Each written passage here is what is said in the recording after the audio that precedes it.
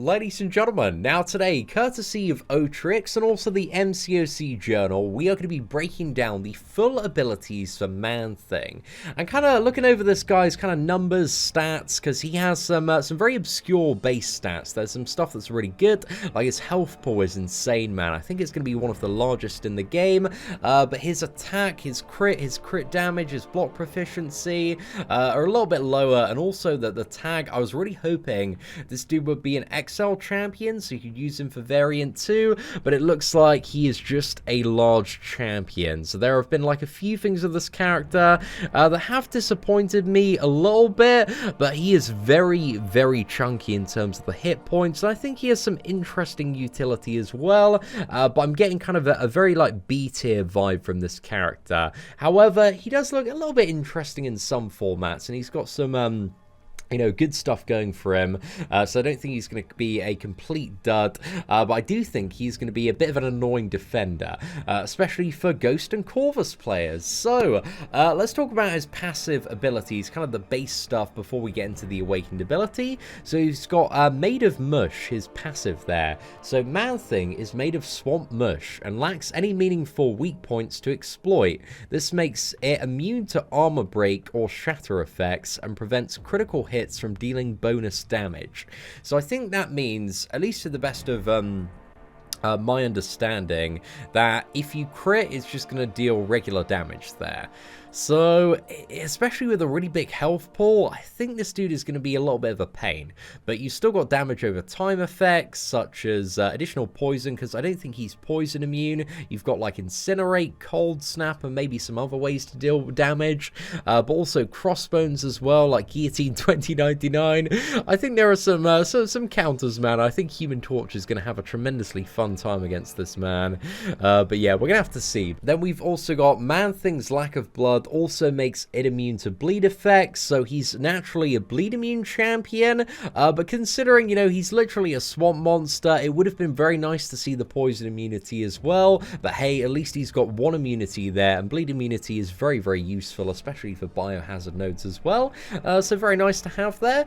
And then we have his agitation mechanic. So Man-Thing reacts to powerful emotions, gaining +5 agitation when struck by any attack, so when beaten into this dude, he's going to become agitated very, very quickly, and also when hitting a buffed opponent with a medium attack, and this goes up to a maximum of 100, and a lot of abilities kind of scale and vary depending on how much agitation you have. But also, fear not, because Man-Thing has a way, very much like Dr. Voodoo, to apply a buff to opponents that don't, have a buff that they generate themselves. So even in matchups where your opponent isn't generating buffs, you can still kind of gain agitation and get up to 100, I assume fairly easily, especially with double medium combos there. So as Man-Thing's agitation grows, so does its attack, gaining up to, this is about 80% of his base attack based on agitation there, which is, a nice little bonus there. Certainly not too bad, but it's not the biggest attack bonus in the world. But agitation falls off over time, falling off faster the longer it's been since it last increased, and I think if you are, playing fairly aggressively, you shouldn't have too much of a problem maintaining an agitated state there. However, if the opponent is a villain or has an active buff, Man-Thing will wait 5 seconds after each increase before agitation begins to fall off, and again, most of the time they are going to have a buff, and villains as well. There are a lot of villains in the game, so certainly not a bad line there. And we also have acidic secretions, the passive here. So each time Man-Thing makes contact, it has up to a 15% chance based on its current agitation to nullify a buff on the opponent. So kind of the main, like on a hit, passive nullify is more often than not going to be a 15% chance there. So a little bit low, a little bit random, but it will kind of strip buffs throughout the fight, and he also does have an additional way with his special to nullify buffs as well. So, certainly not too bad.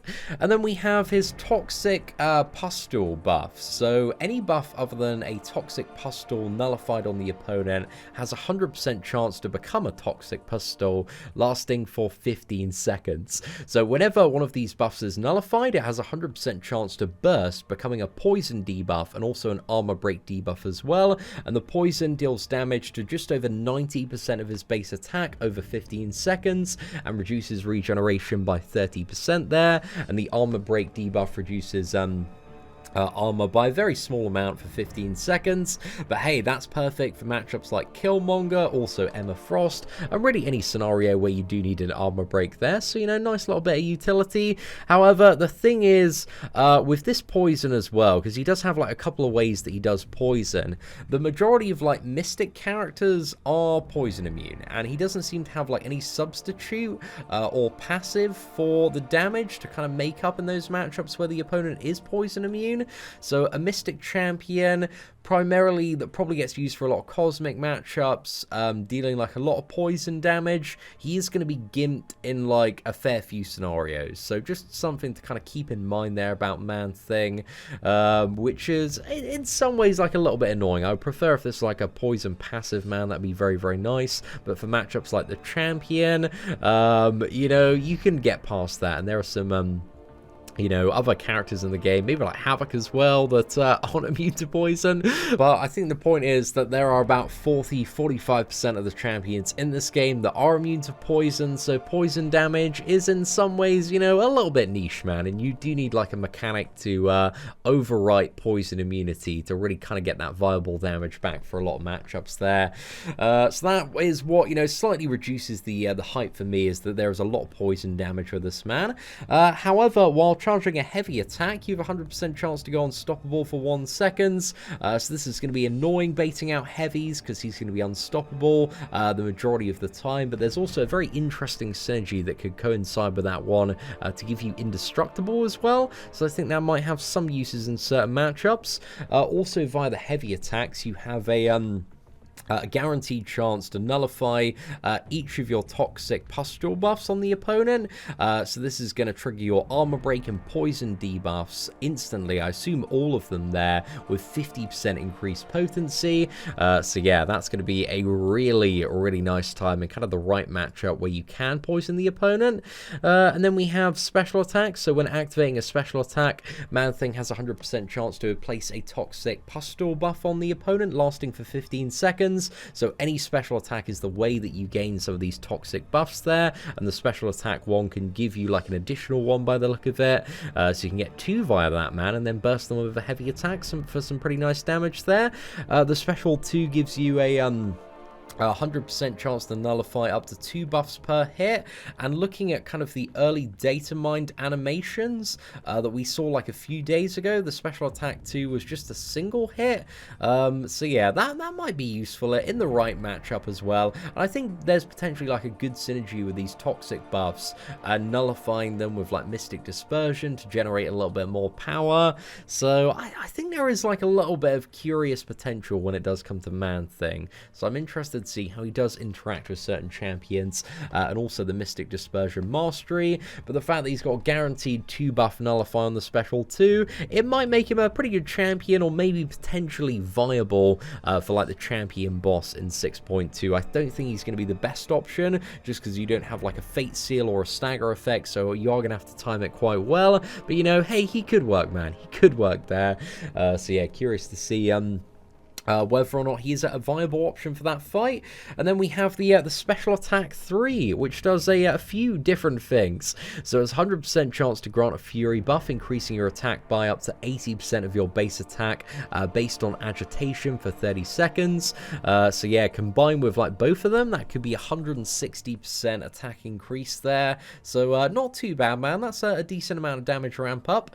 But also 100% chance to place a poison debuff on the opponent, causing up to, I believe this is about 145% of Man-Thing's base attack based on Agitation over 20 seconds there, and also reduces regeneration by 30%, and also places 2 toxic buffs on the opponent lasting for 15 seconds there as well. So yeah, all of the special attacks, they seem pretty damn interesting. I think Man-Thing, he is going to you know, gain a great benefit really in any matchup where you can poison the opponent. But with the Fury, especially with the armor breaks as well, man, and the 50% increased potency, there could be some good synergies. Like, I'm interested to see this man in action, but I think, you know, there isn't anything at the moment that's quite standing out to say that Man-Thing is going to be like the next Beyond God tier champion, at least for me. But hey, every champion doesn't need to be the next Beyond God tier champion, as long as they're an interesting addition that is somewhat fun to play there. And then we got the signature abilities. So we got Strength of the Swamp. So if Man-Thing is at or above 50% health, and this triggers every time you launch a special attack, you have a 100% chance to trigger a Fury buff, increasing attack by 30% of your base attack for 10 seconds. So this is based on the signature level there. And I'm interested to see how this one does scale and whether or not like these Furies stack, because especially being a Mystic character, you have access to a lot of special attacks. So if you can keep on like chaining these on, you could potentially stack up the Fury, or if you're below 50% health, you get a regeneration, which is up to 4.5% of your maximum health over 10 seconds. So if these stack and you can like spam them, man, maybe that's going to be a pretty good time. So I'm curious to see how these are going to interact, because there could be like a lot more damage that you can siphon via the Awakened ability as well. But there's some potential with Man-Thing. I really do need to see this character in action and how he does function. But yeah, I mean, I'm excited, man. I think reading through these abilities, like, I'm starting to see a little bit more potential for this character. I just wish he had better base stats and was an XL champion as well, because that opens him up to like a fair bit more content, I would say. However, we do have some synergies as well when it does come to Man-Thing. So Man-Thing, if struck by a basic attack while under the effect of an unstoppable buff, he gains a 100% chance to have an indestructible buff for half a second there. So I think there's something you could do with like throwing the heavy attack, gaining the unstoppable, and then going for like a quick counter there while you have it, and you have the indestructible, so you're not going to take any damage. So, you know, maybe there's something a little bit curious that you can do with the She-Hulk and Howard the Duck synergy. So Howard, while the opponent has an ISO loader effect, so I think that's from the special 1, Howard's special 2 gains plus 50% ability accuracy, so an increased chance for those super fun debuffs and effects to trigger there. So that could be fairly decent for Howard. And She-Hulk, striking a stunned opponent with a heavy attack, grants a Fury buff, increasing attack by 100% of her base attack for 1 second there. So I think that's going to be you know, quite nice for ramping up the damage on She-Hulk's heavy, but it's just a nice little bonus for the champion, man. I don't think it's like anything super crazy for any of these champions. And then we have Ghost Rider, so Agitation starts and will never fall below 50 versus a villain. I don't really think this is going to be like that needed, but hey, it might be alright for the right matchup. And Ghost Rider, each judgment active on the opponent increases the ability accuracy of other judgments by 25%. So I'm not really too sure what use that's going to have, because with the Blade synergy, they're pretty much all guaranteed. So yeah, I don't really see too much value in that one. Like either end personally, but I could be wrong, man. I could be overlooking something there. And then we have the Thing one. So well-timed blocks grant a Fury buff, increasing its attack by 25% of its base attack for 1.5 seconds. So not too insane, but maybe with like a parry heavy attack, converting those poisons as well, it might be all right there. It might be all right. And Thing's rock stacks last indefinitely up to 20. Nice little bonus for Thing to have, but you know, not really too needed, at least in my opinion. That kind of just like pauses the timer, I think, between like, you know, 16 and 20 rock stacks there, which again is just a nice to have, but not really anything super game changing. And then we got Man-Thing, so well-timed blocks inflict a poison debuff, dealing 25% of its attack as direct damage over 5 seconds. So this is a poison on your parry with the King Groot synergy, which seems like a very nice bonus. I think this actually might be the best of all the synergies, I think. But we're going to have to see exactly how this one does function here. But that doesn't seem, you know, too bad.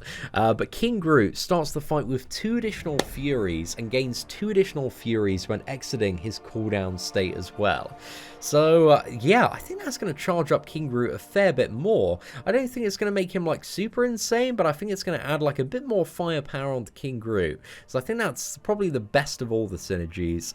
But there's nothing that's, like, super OP, beyond God tier broken from what I can see in any of the synergies. But a small silver lining, if you do have King Groot and enjoy playing the champion.